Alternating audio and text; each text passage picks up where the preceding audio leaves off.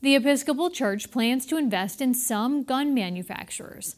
It might not be what you expect from a church, but church leaders hope the move means that they'll have a voice in the decision-making process that these companies have.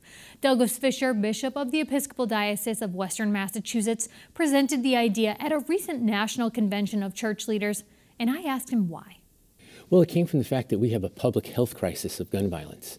96 Americans a day die from gun violence, about 35,000 every year, and that's been consistent for a long time. And so we look at that public health crisis and we say, how can we address that? How can we address the safety and the danger that our people are in? And so, there's been numerous attempts at that. We certainly have tried to do that politically, but at this time, Congress is not responding. We've tried to do that with some witnesses. Right here in Springfield at Smith & Wesson, there's been several times where teenagers have gathered together to witness at Smith & Wesson and to say, we'd love to have a dialogue with you about the gun violence health crisis, and they get no response. And has Smith & Wesson responded to you outside of those protests in any way? They haven't. No, yeah, we've appealed to them a few times as well, and we haven't. Right. And we certainly would welcome a conversation with them if they're listening and they're willing to come in and have a chat. We'd love to have a discussion with them as well. And we don't want to shut down Smith & Wesson. What we're looking to do is to help Smith & Wesson become a leader in gun safety. And there's ways to do that. So we'd love to have that conversation. As I understand it, though, this is a change for the Episcopal Church at the national level, because investment, as you've called it, ethical investment in gun manufacturers was something that the church was not interested in previously. So as I understand it, the vote was unanimous. Right. What changed? I think what's changed is the frustration of how do you engage this public health crisis. And since we can't engage politically, there seems to be no other engagement in terms of public witness. What's our avenue in? Where's this conversation going to happen? I think another reason that it's changed is that there's been some success with this. There was investment in Storm Ruger, another gun company, and because of ethical investing in that company and shareholder activism, they voted to put $5 million towards studying the actual damage that their guns do. And they being that company in particular? Exactly.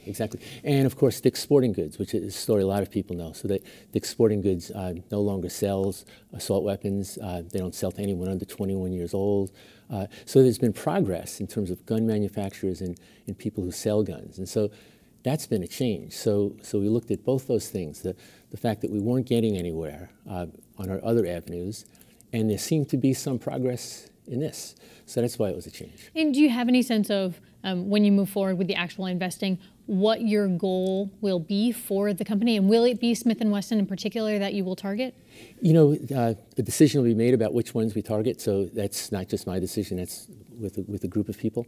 And then there's a group called Don't Stand Idly By that actually has the exact guidelines that you're talking about.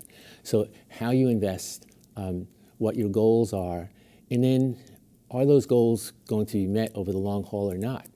If they're not, if it's, again, just a frustrating experience of engaging and not being heard, then you pull that out. But yeah, there's definitely the goal of gun safety. There's the goal of creating what's called smart guns. As you probably know, that technology is already out there. That's actually in Europe, where you can purchase guns that will only be fired with your fingerprint. So much similar to a cell phone and other technologies. That technology is right there. And police officers will tell you that they're all for that, because the most times that they're injured as a policeman is when they're in a scuffle with somebody and the other person gets their gun and shoots their gun. Well, if it was a smart gun, that couldn't happen. If a 3-year-old couldn't shoot their 4-year-old with their father's gun with that kind of technology. And that technology is not the future, it's here already. So currently, as I understand it, the Episcopal Church nationally has about a $400 million pool of money for investment. Have you any sense at this point how much of that you want to allocate toward this? And I know it'll be a larger group of people involved in the decision. Yeah, there'll certainly be a big discussion about that. But in addition to, so I don't know, but in addition to that $400 million, then individual dioceses have money too, right? Which they invest on part of their churches. And so those dioceses would be encouraged also to look into this type of investing, ethical investing in gun manufacturers. Have you heard from any of your parishioners, either who are for or against this concept? For and against. So those who are for will express the same reasons that I've given. This seems to be the only avenue available to us at this time for engagement in this public health crisis. Others will say, well, how about other things like fossil fuels, like the Episcopal Church has voted previously and continues to divest from fossil fuels. But the reasoning there would be, well, there's alternatives to fossil fuels, right? You can invest in solar. There's other ways to have energy supply that's not fossil fuels. In terms of gun manufacturers, there's no alternative for guns other than the gun manufacturers. So to invest in that. Knowing, too, that some churches have invested in fossil fuel companies for that very purpose, for activism, to see what kind of progress can be made in terms of fighting climate change. When I could hear parishioners saying, I come to church to worship, I come to church to honor God, to celebrate my personal beliefs. I keep politics, I keep other sort of activist-related agendas out of that. What would you say to them? It's a great question, and people ask that question. Well, what I would say is that Jesus tells us to love God and to love our neighbors as ourselves. And when our neighbors are being killed, not only in these horrific school shootings, but on the streets of our cities, we're called to act upon that. And that's engaging too, not only financially, but also in the political world. President Barack Obama, back in 2008, he gave a great speech in Houston, Texas, while he was campaigning. And he said, I want to hear from churches. I want to hear from church leaders, but with a couple of conditions.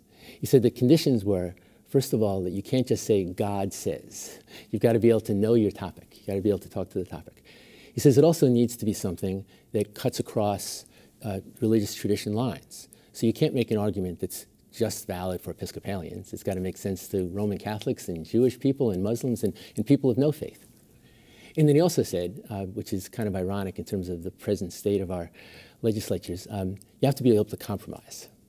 So to be able to say that, so here's our goals, but can we have small steps towards those goals? And I think that's what some of the engagement in terms of financially is going to do. We're not going to get all of our goals right away, but maybe we'll get one, maybe we'll get two, like at Storm Ruger, where they're going to put $5 million into studying the damage that their guns do.